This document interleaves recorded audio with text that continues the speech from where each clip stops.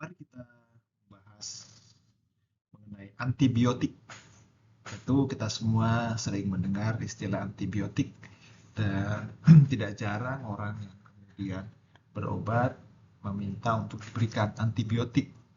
Ya, gimana sebenarnya penggunaan antibiotik ini?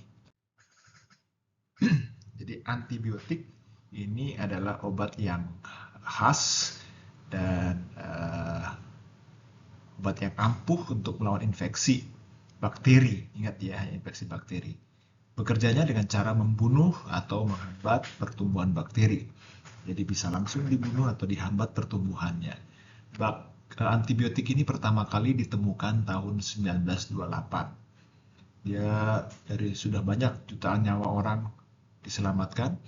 Kalau kena infeksi bakteri pasti meninggal.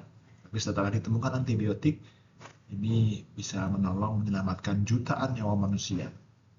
Contoh umum yang biasa kita dengar adalah penisilin, amoksisilin, azitromisin. Nah, masing-masing ini memiliki kegunaan dan cara yang berbeda. Kita perlu ingat bahwa antibiotik itu hanya untuk infeksi bakteri. Tidak ada gunanya diberikan untuk infeksi virus. Jadi, kalau kita berikan pada infeksi virus, tidak ada manfaat untuk mengatasi atau mematikan virus. Dan penggunaan antibiotik kalau nggak benar, dia akan menyebabkan resistensi atau kekebalan pada bakteri yang ada. Dan selalu kita harus mengkonsultasikan penggunaan antibiotik ini dengan orang yang tepat, yaitu dokter yang memahami infeksi apa yang sedang terjadi.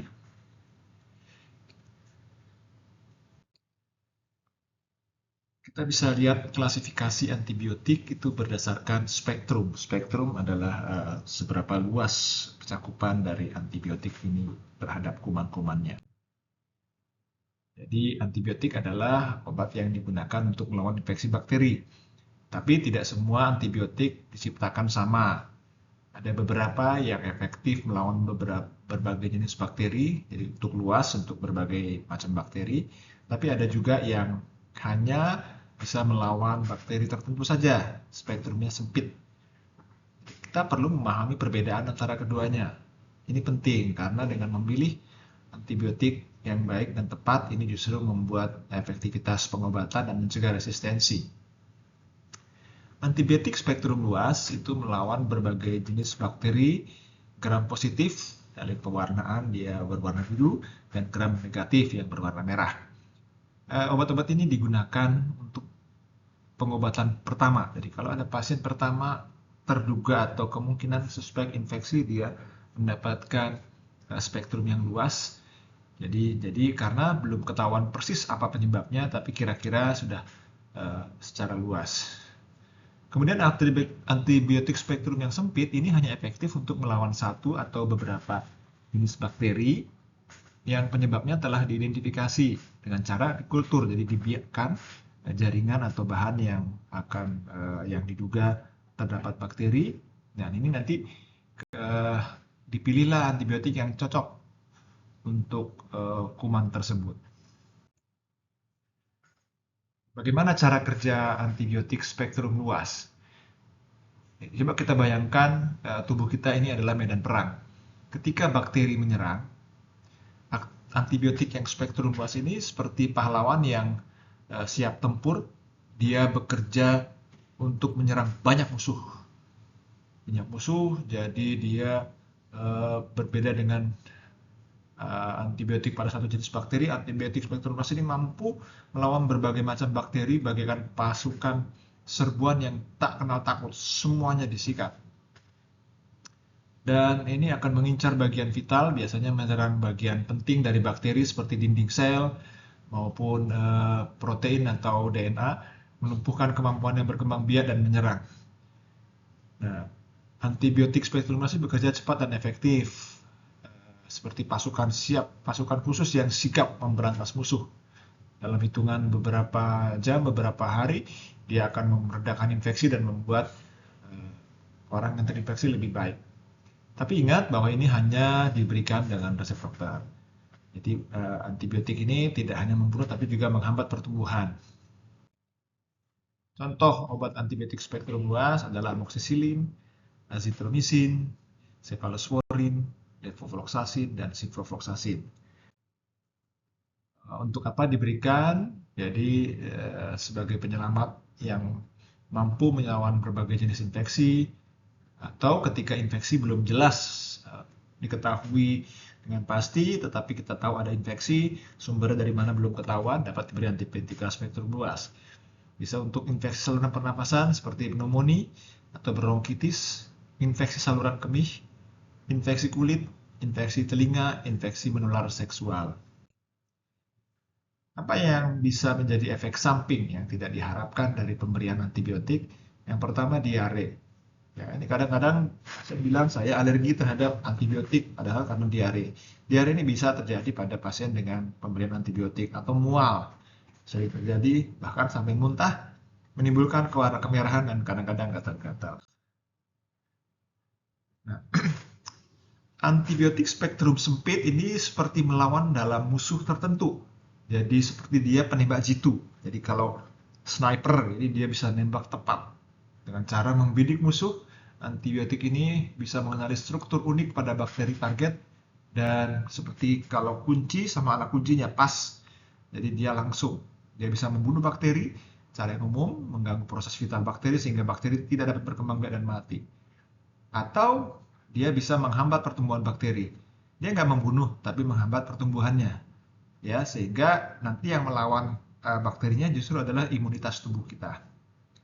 Ya, jadi ingat bahwa biarpun ini justru karena dia selektif, kita harus hati-hati betul untuk memilih antibiotik yang tepat, yang sesuai dengan apa yang sudah diperiksakan. Contoh yang spektrum sempit adalah penicillin G, vancomycin, daptomycin, linezolid, clindamycin ya.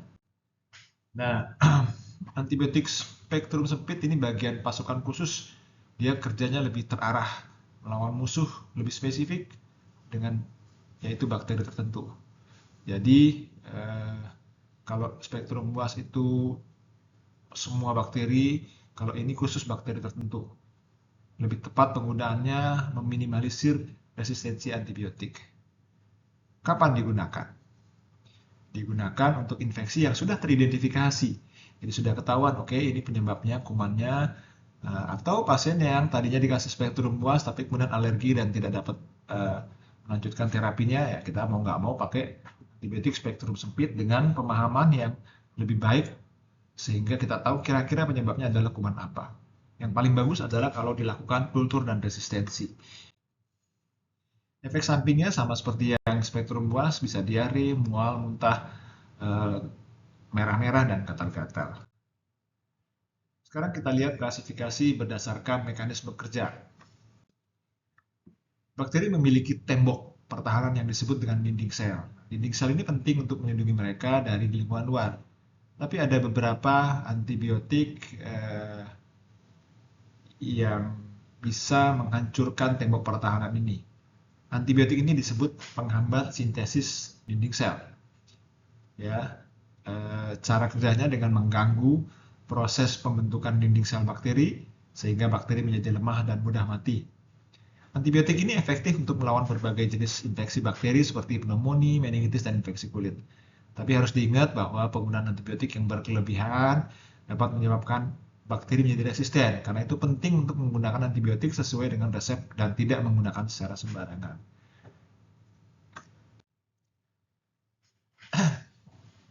Nah, cara kerjanya adalah kalau kita bayangkan bakteri sebagai benteng kecil dengan dinding sel yang melindunginya, antibiotik penghambat sintesis dinding sel itu seperti penyerbu yang handal yang menyerang bentengnya. Pertama, antibiotik ini mengikat dan melumpuhkan enzim penting yang membangun dinding sel, bagaikan mematahkan palu para pekerja benteng. Tanpa enzim ini, bakteri tidak bisa membuat peptidoglikan, itu bahan utama untuk penyusun energi ini. Hal ini bagaikan menghentikan pengiriman batu bata untuk membangun benteng. Akibatnya dinding sel bakteri menjadi rapuh dan berlubang. Bagaikan benteng yang dibombardir, bakteri menjadi lemah dan mudah mati. Inilah cara cerdas antibiotik penghambat sintesis dinding sel dalam memerangi infeksi bakteri. Jadi enzimnya dihambat, mencegah pembalikan, lalu ada lubang-lubang sehingga rusaklah dinding sel bakteri. Contohnya apa? Ada penicillin, ada cephalosporin, ada vancomycin, ada daptomycin. Tentu masing-masing dengan contohnya masing-masing bisa dilihat di sini. Jadi kalau misalnya vancomycin ini untuk bakteri gram positif serius, daptomycin untuk kulit dan sebagainya. Kapan digunakan? Tentu untuk infeksi pneumonia saluran nafas, infeksi saluran kemih, infeksi kulit, infeksi telinga, dan penyakit menular seksual yang terinfeksi. Selanjutnya berdasarkan mekanisme kerja masih kita lihat penghambat sistem sintesis protein. Kalau tadi dinding sel, sekarang sintesis protein. Antibiotik penghambat sintesis protein akan menumpukan senjata bakteri, yaitu bakteri melawan infeksi dengan membuat protein baru. Antibiotik penghambat sintesis protein bekerja dengan cara mengganggu proses ini, melumpuhkan kemampuan bakteri untuk berkembang biak dan melawan infeksi. Jadi menghambat sintesis protein, karena sintesis protein ini penting untuk pertumbuhan dan reproduksi bakteri. Sehingga dengan penghambatan proses ini dapat membunuh atau menghambat pertumbuhan bakteri. Ada beberapa jenis antibiotik penghambat sintesis bakteri. Ya, contohnya adalah inhibitor translasi. Jenis ini akan mengikat ribosom. Kita tahu ribosom adalah penghasil protein bakteri. Jadi ribosom ini diikat sehingga tidak terjadi translasi, berhenti. Contohnya adalah aminoglycoside, macrolide, dan tetracycline. Ini menghambat proses sintesis protein. Yang berikutnya adalah inhibitor transkripsi. Ini adalah jenis antibiotik yang menghambat proses transkripsi, yang merupakan proses pembuatan mRNA dari DNA. Jadi dari 2 menjadi 1. mRNA dibutuhkan untuk cetakan untuk sintesis protein. Contoh inhibitor transkripsi adalah rifampicin. Jadi proses transkripsi untuk membuat satu RNA dari DNA itu dicegah, dihambat oleh rifampicin. Kemudian inhibitor elongasi peptida. Jadi ini akan menghambat elongasi peptida yang merupakan proses penambahan asam amino ke rantai polipeptida. Jadi setelah dibentuk yang baru ditambah. Nah, proses penambahan ini dihambat oleh antibiotik yang bekerja untuk menghambat sintesis. Contohnya adalah infeksi dapat chloramphenicol contohnya ya ini.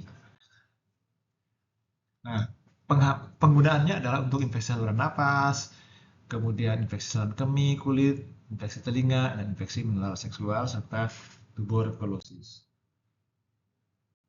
Yang berikutnya adalah penghambat sintesis asam nukleat. Kita tahu ini semua bicara tentang antisel ya. Antibiotik bisa kita bayangkan sebagai benteng kecil. Ini kalau kita bayangkan bisa menyerang dindingnya, tapi antibiotik menghambat sintesis asam nukleat bagaikan agen rahasia yang menyusup ke dalam. Jadi ini masuk ke dalam. Tadi dinding, sekarang ke dalam. Dia obat yang bekerja dengan mengganggu replikasi atau transkripsi asam nukleat atau DNA dan RNA bakteri. Sehingga dia tidak mampu berkembang biak dan akhirnya jenis-jenis antibiotik penghambat rifampicin sintesis asam nukleat adalah antimikroba, rifampicin, kemudian quinolone, dan nitromidazole. Ya.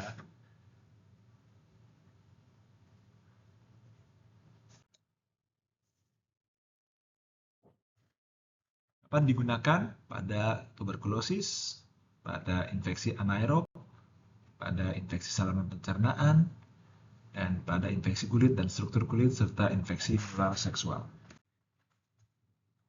Ini bagian penting dari pengajaran kita, yaitu bagaimana menggunakan antibiotik secara rasional, secara benar ya.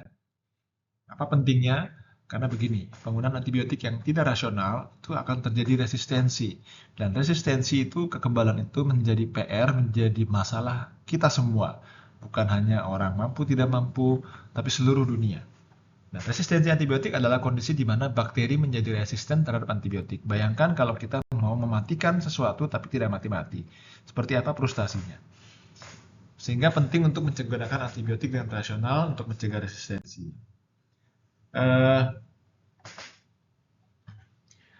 Ada beberapa tips untuk menggunakan antibiotik yang rasional. Yang pertama, kita hanya menggunakan antibiotik kalau ada infeksi bakteri. Infeksi yang lain selain bakteri, misalkan virus, misalkan jamur atau parasit yang lain, Kalaupun terbukti tidak ada kaitan dengan antibiotik. Antibiotik hanya untuk bakteri.